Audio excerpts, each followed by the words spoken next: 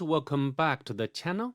In today's video, we are going to go on our DVWA series or DAM vulnerable web application.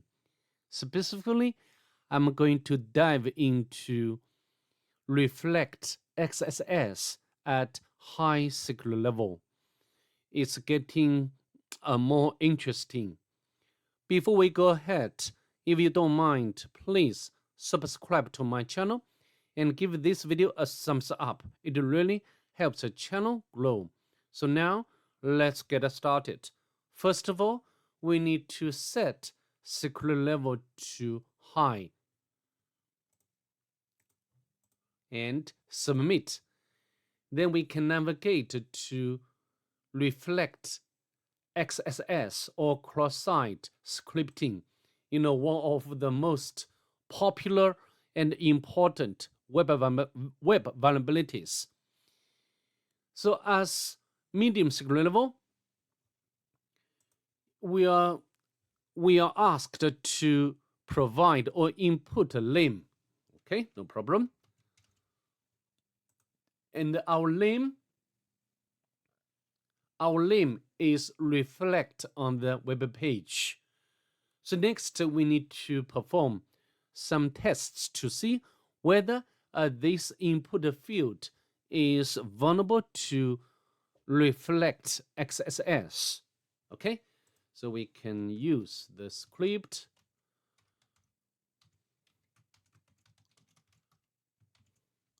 and alert. Okay, submit. However, our input has been sanitized because our input is like this one: script and alert. Hello.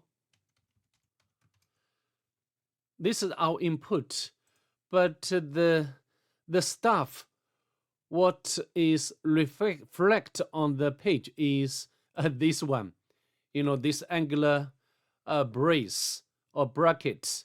Okay, this means there should be some sort of filter.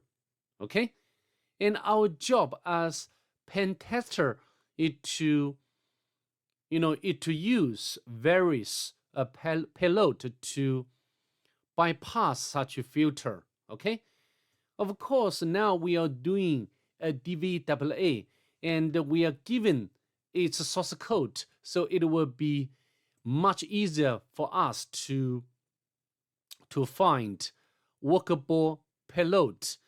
In the real engagement, in most cases, we are doing black box pen testing. So it's our job to try so many different types of payloads. Okay, let's go back. So here, why only one character is or remained? Because of this function, this one, everything between script has been replaced with empty string. Okay, however, script is not the only way to execute something. As a matter of fact, we can use other ways, for example, like image tag. I've already demonstrated this before. Let me do it again. What I mean, we can use this payload or different payload like image and source attribute. We can set it to non-existent, for example, anything. Of course, this will not be found. So, and then when because this source is not existent, and this function would be triggered on error, and we can put like alert JSON. Okay, let me copy this payload to see whether this payload can work or not. Okay, submit. You see, the JSON, our payload has been executed. In the real life, attacker will not be satisfied with alert pop, right? Instead, they intend to retrieve more valuable information like a cookie of a victim. So how to do? We just do some very small modification. Okay, so now we can use a function like a fetch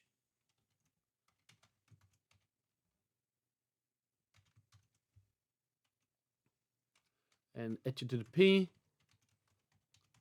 IP address of attacking machine, and we can put a parameter name like a Q and concatenate to cookie. Okay, so we can copy, but before we submit this payload, we should have web server started and running. You can use many different types of utilities like a Pans3, like a Netcat, like a PGP. It doesn't matter. So now let's go back to this page and submit. You see, our web server on the attacking machine has successfully received cookie of victim, and then attacker can hijack a session of a victim, a very, very powerful and dangerous for victim. So with that being said, that's pretty much it. I'd like to see you next. Bye. Have a good day, please.